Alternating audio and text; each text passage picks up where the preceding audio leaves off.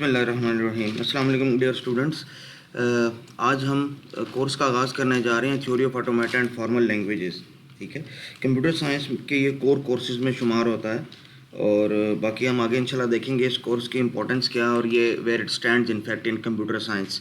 ठीक है, तो शुरू करते हैं। ठीक है, और चूँकि हमारे पास सभी क्लास ऑनलाइन हो रही है तो आप लोगों का इंट्रोडक्शन जो है मैंने व्हाट्सएप ग्रुप के ऊपर ही हो गया आप लोगों का इंट्रोडक्शन। बाकी जब इंशाल्लाह ताला आपको यूनिवर्सिटी में देखेंगे तो कंप्लीट इंट्रोडक्शन हो जाएगा। ठीक है, इस कोर्स के लिए जो रिकमेंडेड मटेरियल है, देखो असल तो ये है स्लाइड्स। मेरी स्लाइड्स के अंदर वो सब कुछ होगा जिसकी आपको कंटेंट समझने में ज़रूरत होगी इंशाल्लाह ताला। ठीक है, मेरी स्लाइड्स बड़ी डिटेल्ड होती हैं, लेकिन मैं जिस बुक को as a reference as a text book use करता हूँ, आप उनको as a text book as well as a reference book भी यूज़ कर सकते हैं। हालांकि दोनों अलग चीज़ें होती हैं, लेकिन it's a very complete book. That is introduction to computer theory by Cohen. ठीक है ना, और बहुत बेहतरीन किताब है, आपको बिल्कुल ये बेसिक अंडरस्टैंडिंग दे देगी कि why in fact we study automata. ठीक है, और जहाँ तक बात है आप लोगों की ग्रेडिंग की, तो एक चीज़ जहन में थी जो आपसे शेयर कर रहा हूँ कि what will be the tentative grading scheme.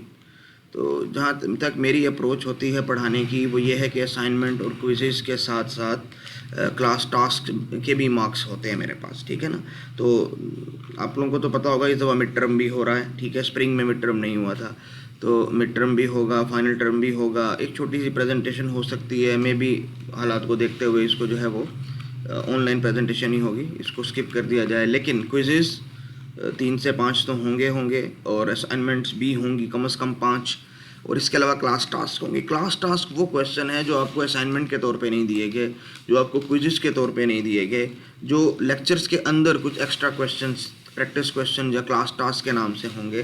तो और उसको फुलफ़िल करना आप लोगों की अपनी ज़िम्मेदारी होगी। ठीक है, अगर आप उस टास्क को फुलफ़िल करके मुझे सबमिट कराएंगे तो मार्क्स रिजर्व करेंगे। उसके लिए मैं कोई ना, यानी कि उसी वीक की डेडलाइन होगी वो। ठीक है, तो वो एक्सप्लिसिटली मुझे बताने की ज़रूरत नहीं होगी इंशाल्लाह ताला, इसमें उम्मीद है। अब ये है कि ये वेयर डज इट स्टैंड, तो ऑटोमेटा थ्योरी हम पढ़ते क्यों हैं और इसको पढ़ने से पहले हमें किन किन कोर्सेज़ का जानना और पढ़ना ज़रूरी है, और इसकी बेस पे हम मज़ीद आगे कौन से जो हैं कोर्सेज जो है उनको स्टडी कर सकते हैं। तो एक चीज़ तो याद रखिएगा, ऑटोमेटा थ्योरी के अंदर हम कंप्यूटर्स के मैथमेटिकल मॉडल्स को डिस्कस कर रहे होंगे, और चूँकि मैथमेटिकल मॉडल्स को डिस्कस कर रहे होंगे तो मैथ्स ज़रूरी है।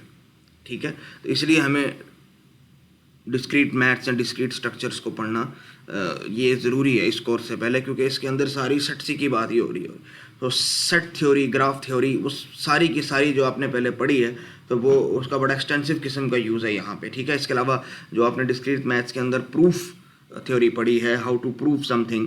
ठीक है, मुख्तलिफ मेथड से, कंट्रडिक्शन से, और जो भी मेथड से इसके direct indirect proofs, contrapositive proofs जितने भी थे वो सब के सब यहाँ पे आपके काम आएंगे इंशाल्लाह ताला। ठीक है, तो ऑटोमेटा थ्योरी के लिए हमारी मैथ्स की बेस बहुत स्ट्रांग होनी चाहिए। ठीक है, और कंप्यूटर के बेसिक डेटा स्ट्रक्चर्स का जानना भी ज़रूरी है, क्योंकि इस हद तक नहीं, लेकिन मेन जो चीज़ है that is in fact discrete structures. ठीक है, या डिस्क्रीट मैथ्स जिसको हम कहते हैं। ठीक है, और इसी की बेस पे अगले आपके कोर्सेज सारे इस पे रिलाई कर रहे हैं ऑटोमेटा थ्योरी के ऊपर।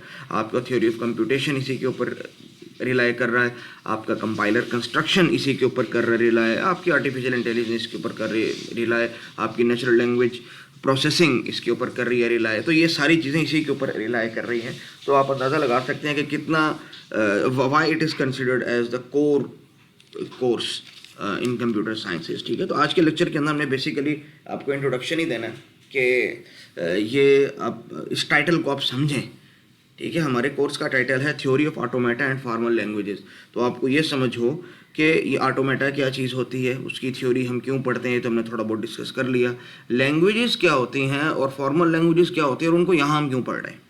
ठीक है, तो अगर आपको इस चीज़ की अंडरस्टैंडिंग बेसिकली मिल जाती है तो समझे आपका आज के लेक्चर का मकसद पूरा हो गया, कि आपको ये समझ आ गई कि अच्छा हम करने क्या जा रहे हैं इस कोर्स के अंदर। ठीक है, अच्छा हमने बात की कि हम मैथमेटिकल मॉडल्स को डिस्कस करेंगे कंप्यूटर के, लेकिन याद रखिएगा कंप्यूटर के सिर्फ मैथमेटिकल एब्स्ट्रैक्ट मॉडल्स। ठीक है, जो उसकी लिमिटेशन बता सकेंगे, ये चीज़ हो सकती है, ये चीज़ नहीं हो सकती, बस इंजीनियरिंग डिटेल्स इसके अंदर नहीं होंगी। ठीक है, आप लोगों ने सुना होगा कि जी कंप्यूटर्स मैथमेटिशियंस ने बनाया, तो इनफैक्ट मैथमेटिशियंस ही ने कंप्यूटर को डिज़ाइन किया। हाँ, उसको इम्प्लीमेंट करना फिर इंजीनियर्स का, इलेक्ट्रॉनिक्स वालों का, इन लोगों का काम था कि वो उसको सर्किट्स के फॉर्म में या जो भी अवेलेबल टेक्नोलॉजी थी उसके फॉर्म में इसको इम्प्लीमेंट करें। ठीक है, तो हम यहाँ पे सिर्फ mathematical abstract, not concrete, abstract models बनाते हैं, उनको स्टडी करते हैं और फिर इसकी इम्प्लीमेंटेशन जो है वो इंजीनियर्स, इलेक्ट्रॉनिक्स वाले वो करते हैं। ठीक है, उससे हमारा कोई कंसर्न नहीं होता। तो ये चीज़ याद रखिएगा कि कंप्यूटर लॉजिक या डीएलडी ये एक अलग चीज़ है। ठीक है, वो भी कंप्यूटर्स के मॉडल्स के अंदर उसको कंस्ट्रक्ट किया जाता है, लेकिन that are not mathematically abstract model, that is in fact the implementation of this models. ठीक है, जो मॉडल्स यहाँ पे बनाए जाते हैं या स्टडी किए जाते हैं उसी की इम्प्लीमेंटेशन की फॉर्म हमारे पास एक कंप्यूटर सिस्टम की फॉर्म में आ जाता है। ठीक है, इसके अलावा एक और सब्जेक्ट आप पढ़ेंगे कंप्यूटर आर्किटेक्चर, जिसके अंदर कंप्यूटर के रजिस्टर्स और इंस्ट्रक्शन सेट्स इन सबको पढ़ेंगे। ठीक है, डेटा स्ट्रक्चर्स एंड एल्गोरिथम्स को आप पढ़ेंगे, ऑपरेटिंग सिस्टम को आप पढ़ेंगे। ठीक है, इसके अलावा आप आर्टिफिशियल इंटेलिजेंस को पढ़ेंगे, कंपाइलर डिज़ाइन को पढ़ेंगे। उन सब के अंदर भी कंप्यूटर के मॉडल्स डिस्कस होते हैं, कंप्यूटर की थ्योरी डिस्कस होती है, कंप्यूटेबिलिटी को भी किसी हद तक डिस्कस किया जाता है। लेकिन हमारे कोर्स में और उस कोर्सेज में दो बड़े बुनियादी फ़र्क हैं। ठीक है, ये आपकी बुक के अंदर भी लिखा हुआ है। पहला फ़र्क ये कि ये जितने भी कोर्सेज के मैंने नाम गिनवाए बच्चों, ये उन कंप्यूटर्स के ऊपर हम इनको स्टडी करते हैं जो पहले से बन चुके हैं, बस। ठीक है, ऑपरेटिंग सिस्टम उसी सिस्टम का डिस्कस हो रहा है जो पहले से बन चुका है। ठीक है, जो सिस्टम इन एग्जिस्टेंस हैं सिर्फ उनको हम स्टडी कर सकते हैं। जो चीज़ एग्जिस्ट ही नहीं करती, ज़ाहिर है वो जो है ना कंक्रीट चीज़ों के ऊपर काम कर रहे हैं। तो जो चीज़ एग्जिस्ट कर रही है उसी के ऊपर काम कर रहे हैं। हमारे जो मैथमेटिकल मॉडल्स हैं that work on those computers that do exist, that will exist and that can ever be dreamed of.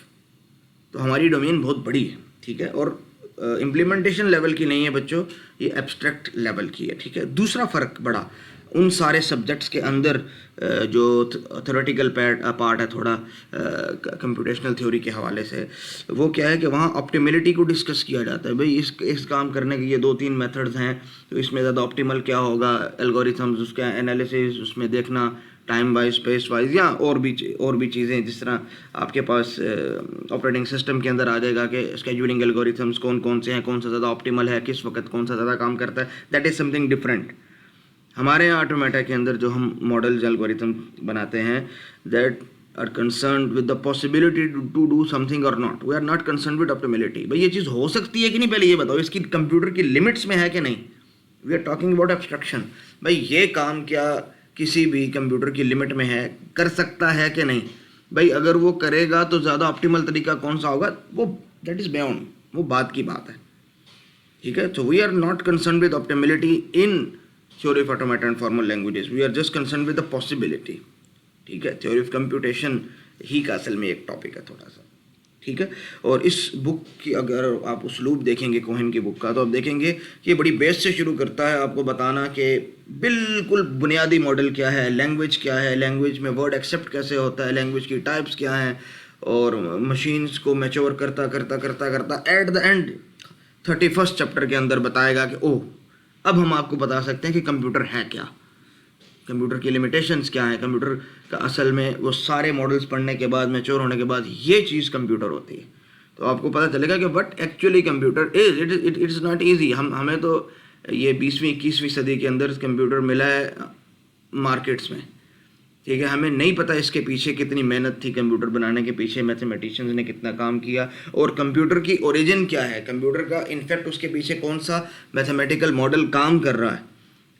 ठीक है, तो वो हमें यहाँ पे पता चलेगा। ठीक है, तो वैसे मैंने ये सारी चीज़ें बोल दी हैं जो स्लाइड पे आपको दिख रही हैं, तो रिपीट कर देता हूँ कि main objective of this course are to introduce concepts in automata theory and theory of computation, number 1। Number 2, identify different formal language classes and their relationships. ठीक है, तो बहुत सी लैंग्वेजेस हैं फॉर्मल लैंग्वेजेस, और फॉर्मल लैंग्वेजेस क्या होती हैं आगे मैं आपको बता रहा हूँ, और उनका आपस में रिलेशनशिप क्या है और उनकी क्लासेस क्या हैं, यानी वो मुख्तलिफ सेट्स हैं लैंग्वेजेस के और उनका आपस में क्या रिलेशनशिप बन सकता है। उन लैंग्वेजेस को एक्सेप्ट करने के लिए तो एक ऑब्जेक्टिव हमारा ये है कि we will design grammars and और recognizers for different formal languages, ठीक है। और इसके अलावा मैंने आपको बात की थी हमें डिस्क्रीट स्ट्रक्चर्स की जो है वो प्रूफ थ्योरी भी काम आएगी। तो वी विल प्रूव और disprove theorems in automata theory using its properties. ये जब अपनी जगह पे आएंगी चीज़ें तो आपको चीज़ें ज़्यादा वाज़ेह होती जाएंगी। अभी दूसरा आपको ये देखना है कि इसकी डोमेन और इसका स्कोप क्या है, ये काम क्या करेगा, ठीक है। और at the end we will determine the decidability and intractability of computational problems, कि ये कंप्यूटेशनल प्रॉब्लम क्या कोई कंप्यूटर कभी सॉल्व कर पाएगा कि नहीं, ठीक है। तो इस तरह की चीज़ें हैं इसमें, ठीक है। अच्छा, अब बाज़ दफ़ा ये स्टूडेंट्स के दिल में ख्याल आता है कि क्योंकि ज़ाहिर बात है इस वक्त में वो सारी चीज़ें आपके ऊपर वाज़ेह नहीं होंगी जो आप पे इस कोर्स को पढ़ने के बाद या आपके प्रैक्टिकल लाइफ में जाने के बाद कुछ चीज़ें वाज़ेह होती हैं। जैसे बच्चे होते हैं तो बच्चों को किसी काम से मना किया जाए तो उनके जहन में उस काम के अच्छाइयाँ और बुराइयाँ इस हद तक नहीं होते, बल्कि अच्छाइयाँ ही समझ रहे होते हैं, उस काम की बुराइयाँ उनके जहन में नहीं होती। मिसाल के तौर पे बच्चे जब बड़ों को देखते हैं कि वो उनकी वालदा किचन में नाइफ से काम कर रही हैं, ठीक है, सब्जियां काट रही हैं या कोई भी ऐसा काम है, तो उनका भी दिल करता है कि दे परफॉर्म द सेम, क्योंकि बच्चे बहुत अच्छे जो हैं कॉपियर्स होते हैं, ठीक है। बच्चों से अच्छी कॉपी कोई नहीं कर सकता, तो उस चीज़ को वो अच्छा समझ रहे होते हैं और अपने तय वो बिल्कुल दुरुस्त भी होते हैं, लेकिन वालिदैन उनको इस चीज़ से रोकते हैं। क्यों? बच्चों को उसके नुकसान का अंदाज़ा नहीं है। अभी उंगली कट सकती है, उनके हाथ में इतनी परफेक्शन नहीं है, ठीक है। तो कुछ चीज़ों का अंदाज़ा हमें वक्त के साथ होता है। तो एक ख़ास वक्त तक जब हमारा माइंड खुलता नहीं है तो हमें उस चीज़ की हकीकी अहमियत का अंदाज़ा नहीं हो रहा होता है, ठीक है। इस वजह से एक सर्वे शेयर कर रहा हूँ आप लोगों के साथ, सर्वे ऑफ स्टैनफोर्ड ग्रेजुएट्स, ठीक है, बड़ी यूनिवर्सिटी है। तो वो ग्रेजुएट्स जिन्होंने 5 साल ग्रेजुएट होने के बाद काम किया इंडस्ट्री के अंदर, ठीक है, उनसे पूछा गया जी आपने 5 साल इंडस्ट्री के अंदर काम कर लिया है, ये बताएं आपने अपनी स्टडी के दौरान कंप्यूटर साइंस की जो कोर्सेज पढ़े, कंप्यूटर साइंस की या इंजीनियरिंग की जो भी है, तो आप ये बताएं आपकी जॉब में सबसे ज़्यादा काम कौन सा आया। तो कहते हैं कि सबसे टॉप मोस्ट तो जो वही थे जो हमारे प्रोग्रामिंग कोर्सेज थे, ठीक है, लेकिन उसके अलावा ऑटोमेटा थ्योरी जो है ये इसकी रैंकिंग भी बड़ी हाई रही दूसरे कोर्सेज की बनिस्बत, और आर्टिफिशियल इंटेलिजेंस से 3 गुना ज़्यादा वोट मिले इसे, ठीक है। तो अब आप अंदाज़ा कर सकते हैं कि हो सकता है स्टूडेंट लाइफ में उनको भी अंदाज़ा ना होता यार वाई हम कंप्यूटर की बेस पढ़ रहे हो, कंप्यूटर के मैथमेटिकल मॉडल पढ़ रहे हो, अब तो हमारे पास चीज़ें सारी हैं, तो वाई स्टडी इट्स बेस। हमें ये ज़्यादा बेसिक अंडरस्टैंडिंग कंप्यूटर के मैथमेटिकल मॉडल की, कंप्यूटर की जो बेस थी उसकी हासिल हो जाए तो इससे हमें प्रैक्टिकली क्या फ़ायदा हो जाएगा। तो चीज़ें बाज़ दफ़ा समझ बच्चों को नहीं आ रही होती, ख़ास तौर पे जो नए स्टूडेंट्स होते हैं आप जैसे। तो उसके लिए आप लोग अगर मेरी पूरी तकरीर से मुत्तफ़िक ना भी हों तो इस सर्वे को एज अ क्राइटेरिया ले सकते हैं कि हाँ ठीक है ऐसी कोई चीज़ होती है, समझ आ जाएगी इंशाल्लाह ताला। बाकी हम ये चीज़ें डिस्कस करते रहेंगे ना तो बहुत सी चीज़ें इंशाल्लाह ताला आप देखेंगे कि कोर्स के दरमियान भी आपके ऊपर खुल रही होंगी। अच्छा ये इसकी इंपॉर्टेंस ये थी, ये तो अच्छा हो गया मेरी चीज़ पता चल गई, नहीं तो हमें कंप्यूटर की बेसिक अंडरस्टैंडिंग का पता ना चलता है, गो कि हम प्रोग्रामिंग के कोर्सेज भी करके आ गए और हम अच्छे प्रोग्रामर हैं, ठीक है। ठीक है, अब आपकी बुक के अंदर 3 पोर्शंस में बुक को डिवाइड किया गया और उसमें कई मेजर टॉपिक्स हैं, ठीक है। एक टॉपिक तो उसमें यह है कि फाइनाइट ऑटोमेटा क्या है, दूसरा ये है कि रेगुलर एक्सप्रेशंस क्या हैं, तीसरी कॉन्टेक्स्ट फ्री ग्रामर्स हैं, और फिर एट द एंड उन्होंने जो है ट्यूरिंग मशीन्स को डिस्कस किया। और भी टॉपिक्स हैं लेकिन मैं फ़िलहाल इनको सिर्फ बड़ा लिमिटेड बता रहा हूँ। अब ये टॉपिक्स हमारी आगे काम कहाँ पे आएंगे प्रैक्टिकल लाइफ के अंदर भी, ठीक है। अगर हमें इस चीज़ की अंडरस्टैंडिंग हासिल हो जाती है, हम इस चीज़ को अच्छे तरीके से इस कोर्स के अंदर पढ़ लेते हैं, तो अगले सेमेस्टर्स के अंदर और हमारी इंडस्ट्रियल या हमारी प्रैक्टिकल लाइफ के अंदर जब हम काम कर रहे होंगे, कुछ चीज़ें बना रहे होंगे, तो उस वक्त में हमारी चीज़ें कहाँ पे काम आएंगी। अब आगे चल के पढ़ेंगे कंपाइलर कंस्ट्रक्शन के अंदर लेक्सिकल एनालाइज़र होता है, ठीक है। तो लेक्सिकल एनालाइज़र आपके बिल्कुल जैसे आप फाइनाइट ऑटोमेटा पढ़ेंगे उसकी इम्प्लीमेंटेशन है, ठीक है। और इसी तरह डॉक्यूमेंट टाइप डेफिनेशंस के अंदर और लेक्सिकल एनालाइजर्स के अंदर ही रेगुलर एक्सप्रेशंस इस्तेमाल हो रही हैं। अभी तो बहुत सी प्रोग्रामिंग लैंग्वेजेस जो हैं वो सर्चिंग के लिए रेगुलर एक्सप्रेशंस का ऑप्शन बाकायदा देती हैं, because regular expression make it easy for search. ठीक है, अच्छा, इसके अलावा और आपने इन इरेगुलर एक्सप्रेशंस को इस्तेमाल भी किया होगा अपनी सर्चिंग के दौरान। ठीक है, फॉर एग्जांपल आप लिखते हैं कि star.doc, आपने सर्च करनी है सारे MS वर्ड की फाइल्स, तो आप क्या लिखते हैं सर्च में star.doc या star.docx, तो that is in fact a regular expression, a type of regular expression you can say. ठीक है ना, एक बिल्कुल मैं इसको स्पेसिफिक नहीं कर रहा हूँ। तो इसी सर्चिंग के अंदर star means any other combination. ठीक है, तो it's a type of you can से रेगुलर एक्सप्रेशन की तरह की एक चीज़ है कि जिसके ज़रिए आपकी सर्चिंग आसान हो जाती है। ठीक है, तो ये एक छोटी सी एग्जांपल थी, ये कंप्लीट नहीं था। ठीक है, अच्छा, तीसरी चीज़ है कॉन्टेक्स्ट फ्री ग्रामर जो आप पढ़ेंगे। तो कंपाइलर कंस्ट्रक्शंस के अंदर ही सिंटैक्स एनालाइजर या पार्सर होता है, तो you can not implement that without studying context free grammars. ठीक है, और at the and Turing machine जो आपको बताएंगे कि रियल वर्ल्ड्स की प्रॉब्लम्स की लिमिटेशंस क्या हैं। ठीक है, क्योंकि हमारे पास जो कंप्यूटर है ये असल में इसका मॉडल है ट्यूरिंग मशीन का या पोस्ट मशीन का। ठीक है, और ट्यूरिंग मशीन की जाहिर बात है कुछ लिमिटेशंस भी हैं, तो जब उसकी लिमिटेशन है तो इसका मतलब वो आज के मॉडर्न डे कंप्यूटर्स की भी लिमिटेशन है। क्यों? इनका मैथमेटिकल मॉडल वही है जो ट्यूरिंग का मॉडल है। ठीक है, इस वजह से हमें ये पता चल सकता है इन ट्यूरिंग मशीन को स्टडी करके कि हमारे मॉडर्न सिस्टम्स की भी लिमिटेशन क्या है, इल्ला ये कि कोई नया मैथमेटिकल मॉडल ऐसा प्रपोज हो जाए।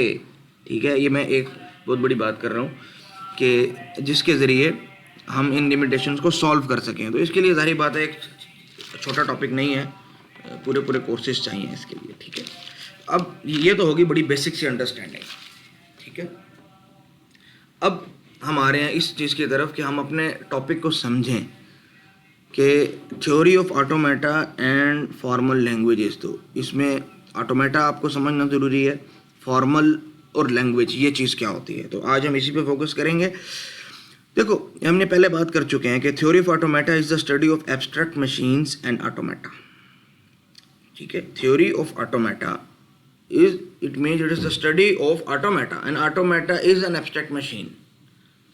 कौन सी abstract machine? That works automatically. ठीक है, the word automata comes from a Greek word that means self acting.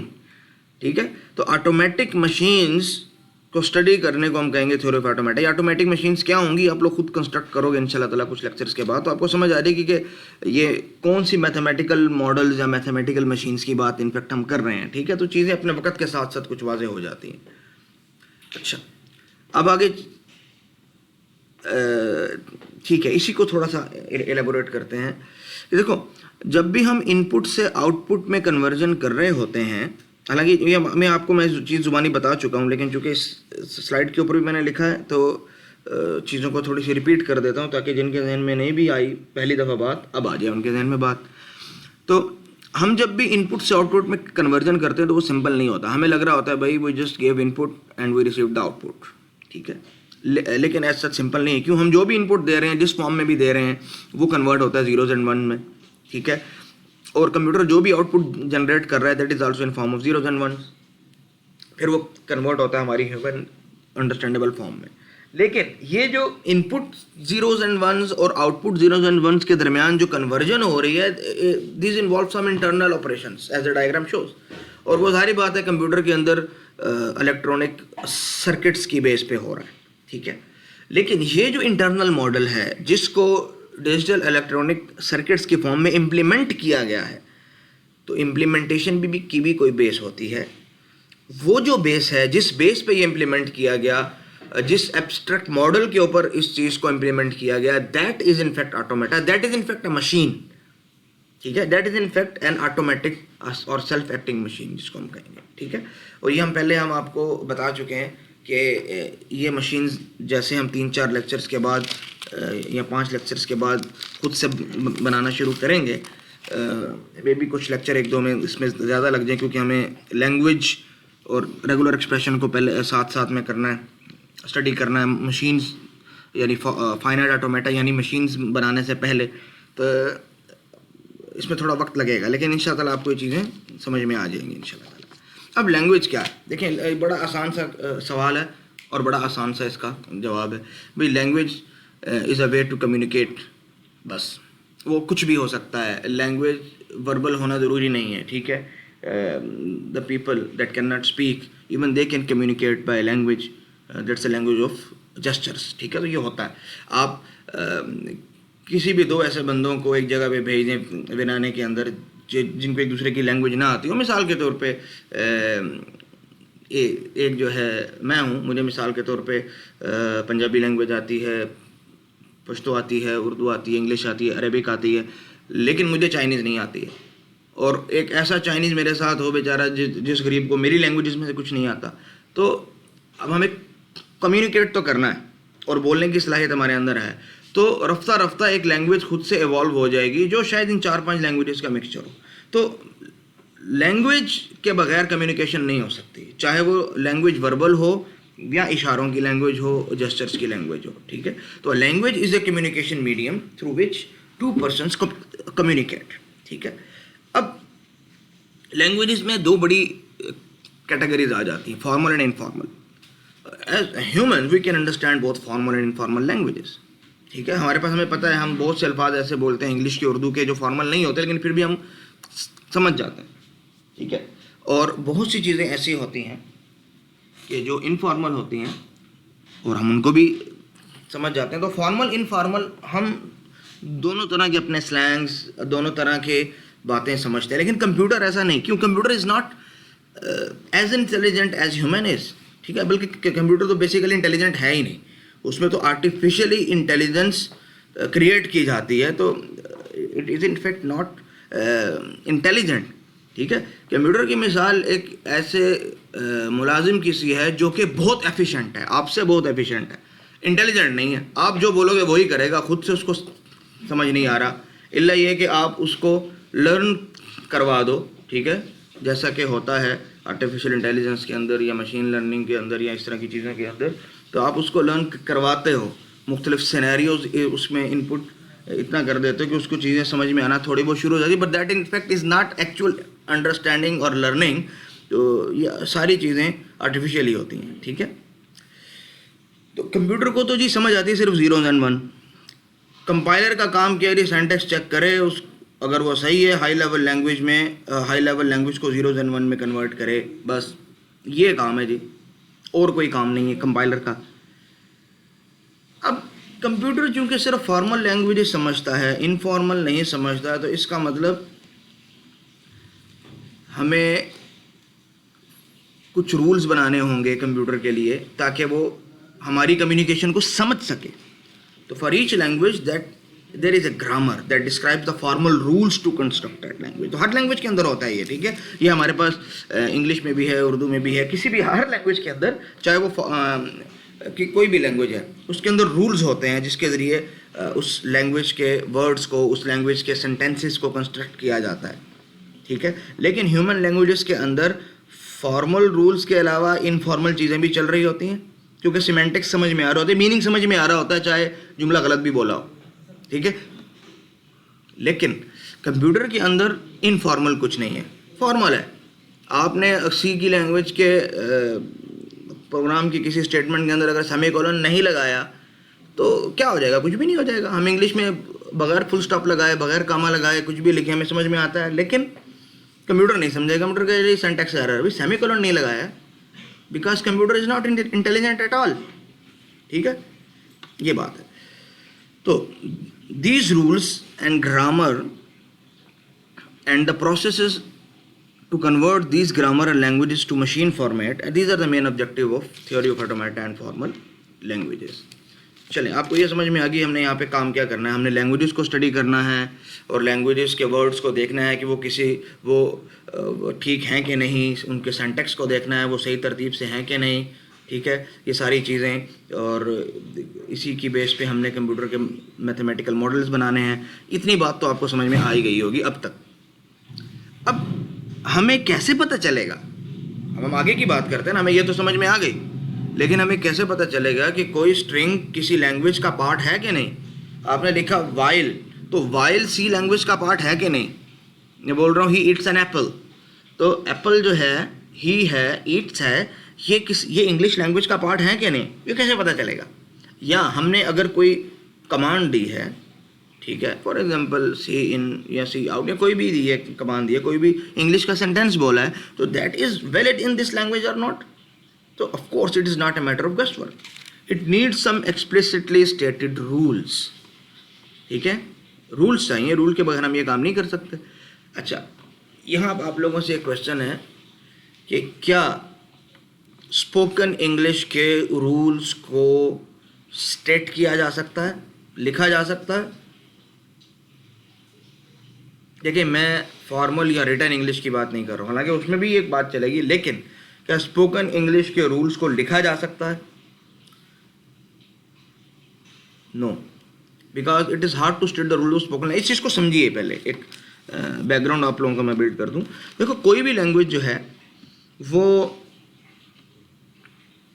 Human language, वो पहले बोली जाती है, इवॉल्व होती है, फिर उसको 100-200 साल गुजरते हैं, तो लोग उस लैंग्वेज की अहमियत को समझते हुए उसके ऊपर इंटेलेक्चुअल काम करते हैं, उसकी ग्रामर बिल्ड करते हैं। ऐसा नहीं होता कि ग्रामर पहले बिल्ड हो और फिर लोग उसके मुताबिक लैंग्वेज को बोलना शुरू कर दें, ऐसा बिल्कुल नहीं होता। तो चूंकि लोग पहले लैंग्वेज को बोलना शुरू करते हैं, तो जाहिर बात है वो किसी ख़ास रूल्स की से बोलना शुरू नहीं करते, रूल्स तो बाद में इन्फर किए जाते हैं। तो उसमें कुछ चीज़ें ऐसी होती हैं जो आउट ऑफ रूल भी होती है, जैसे आप इंग्लिश के अंदर देखते हैं, ठीक है भाई। लिंक की सेकंड फॉर्म लिंक्ड है, तो गो की वेंट क्यों है? वाई नॉट गोड, GOED? क्योंकि इंग्लिशमैन ने बोला इसको ऐसे है, तो उन्होंने चूंकि बोला ऐसे है, तो that is a part of language, we can not change it, ठीक है। तो ये रूल नहीं है, ठीक है। तो रूल्स, ये तो एक चीज़ थी, इसके अलावा और बहुत सी चीज़ें हैं, ठीक है। उसकी वजह यह है कि human languages are not developed, they are evolved in a natural and gradual way, ठीक है।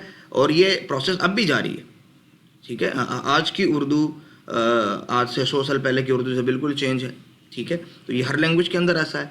और जो उर्दू यहाँ पे बोली जाती है, हर 40 किलोमीटर बाद एक नई लैंग्वेज असल में वजूद में आती है, जो इसी लैंग्वेज का एक नया वर्जन होती है। जो उर्दू यहाँ बोली जा रही है, ज़रूरी नहीं हैदराबाद में भी वही बोली जा रही हो, लाहौर में भी वही बोली जा रही हो, और इस तरह इंडिया के तमाम प्रोविंसेस में ही वही उर्दू बोली जा रही है, तो चेंज होती है, ठीक है। तो slangs and language change by time, by region, by society, by environment. तो आप किस किस रूल को लिखेंगे? आप नहीं लिख सकते हो भाई, ठीक है। तो खुलासा ये, हमारे पास दो किस्म की लैंग्वेज है, एक फॉर्मल, दूसरी इनफॉर्मल। और कंप्यूटर सिर्फ फॉर्मल लैंग्वेजेस को समझता है, ठीक है। फॉर्मल लैंग्वेजेस वो हैं सिंटैक्टिक लैंग्वेज, जिसके अंदर बड़ा हार्ड एंड फास्ट सिंटैक्स होते हैं भाई, इसके मुताबिक है, थोड़ी एक सेमीकोलन भी मिस किया तो जाओ भाई, बिल्कुल गलत हो गया आपका काम। और दूसरी होती है इनफॉर्मल लैंग्वेज, कि सिंटैक्स गलत हो भी जाए लेकिन सिमेंटिक्स डिलीवर हो गए हैं, मीनिंग डिलीवर हो गया, तो बात समझ में आ रही भाई, लफ्ज़ गलत सही बोला, क्या हो गया, ठीक है।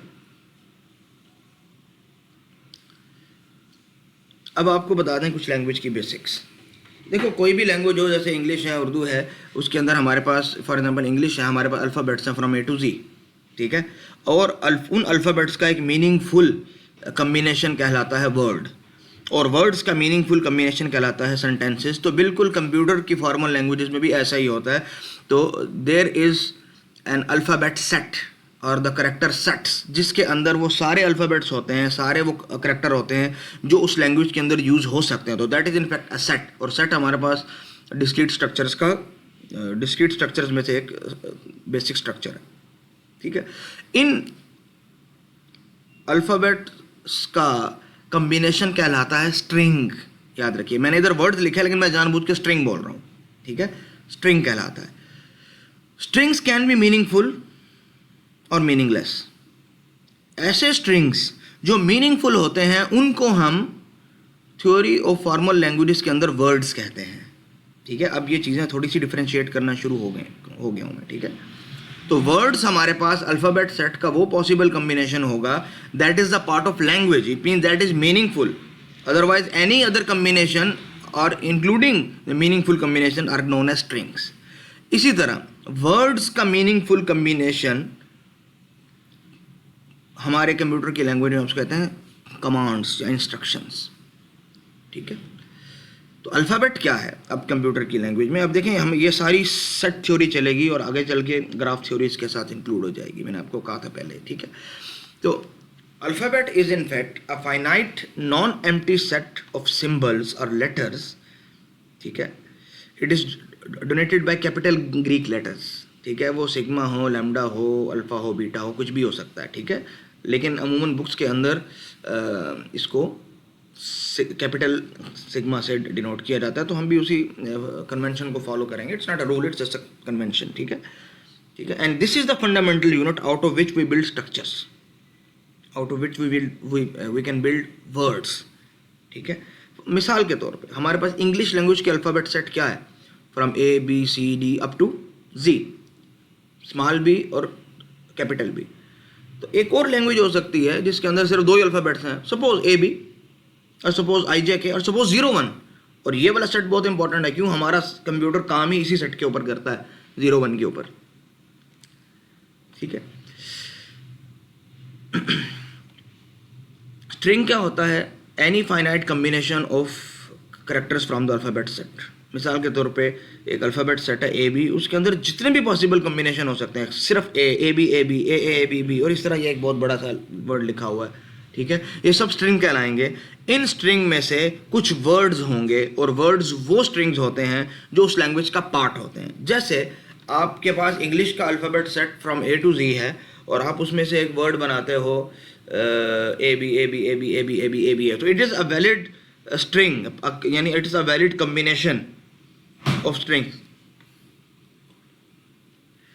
ठीक है। लेकिन ये मीनिंगफुल नहीं है, तो इसको हम स्ट्रिंग कह सकेंगे लेकिन वर्ड नहीं कहेंगे, ठीक है।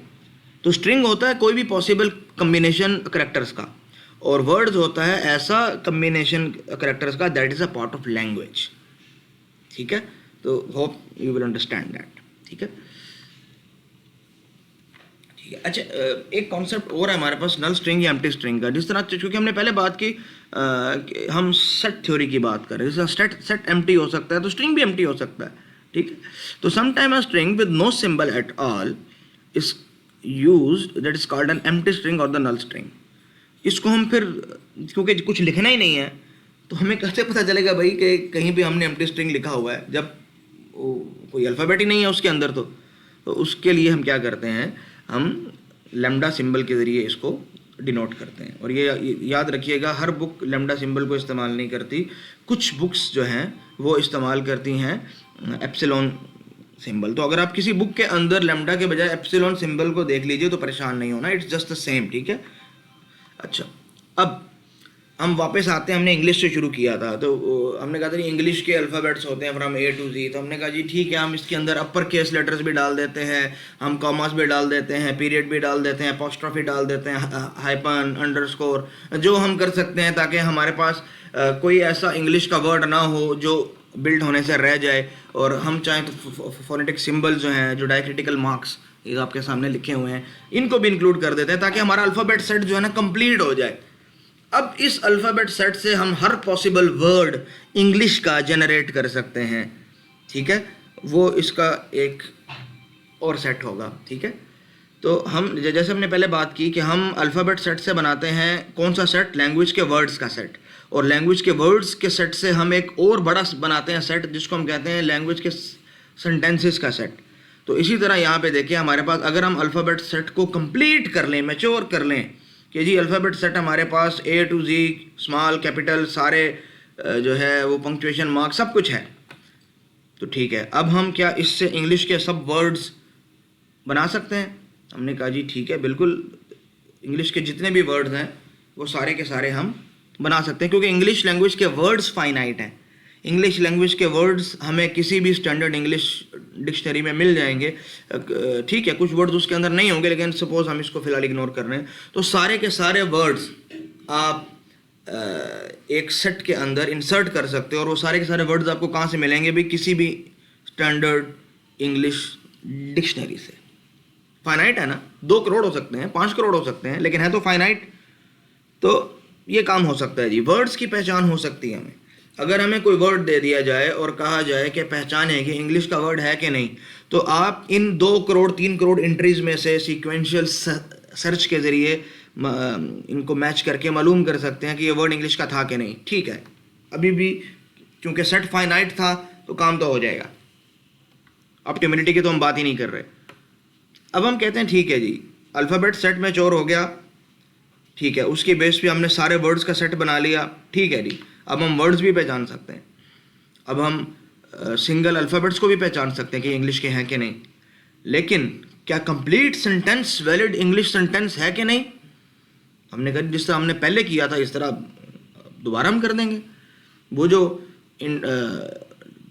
डिक्शनरी के अंदर एंट्रीज थी वो सारी की सारी, plus all the punctuation marks plus a blank space, इसका हम एक नया बनाते हैं character set, let name it alpha beta gamma whatever it is, और इसकी बेस पे हम एक नया सेट बनाते हैं, सेट ऑफ इंग्लिश सेंटेंसेस, जो इस ऊपर वाले सेट से ही बनेगा, जिसके अंदर सारे के सारे सेंटेंसेस जो हैं वो आ जाएंगे।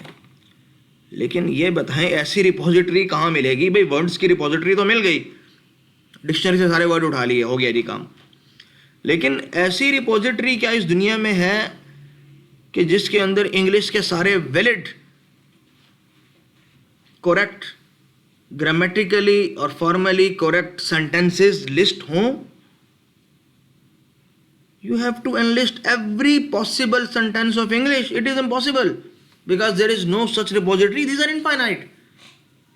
Words finite हो सकते हैं लैंग्वेज के, उसके जुमले इनफाइनाइट हो सकते हैं। उसकी एक छोटी सी मिसाल देता हूँ, सिर्फ एक जुमला आई रीड वन बुक, इसको अगर आप बढ़ाना शुरू करें सिर्फ गिनती से ही, I read 2 books 3 books 4 books 5 books, तो ये एक ही जुमले से इनफाइनाइट जुमले बन सकते हैं। और हमारे पास तो it is not possible in short to enlist all. तो अगर हम एनलिस्ट नहीं कर सकते, और हमारी अप्रोच ये थी मैचिंग वाली अप्रोच, कि जी अगर हमने ये चेक करना है कोई करैक्टर सेट इस लैंग्वेज में है कि नहीं, हम मैच कर लेते थे पूरे सेट के साथ, बिकॉज सेट वाज फाइनाइट।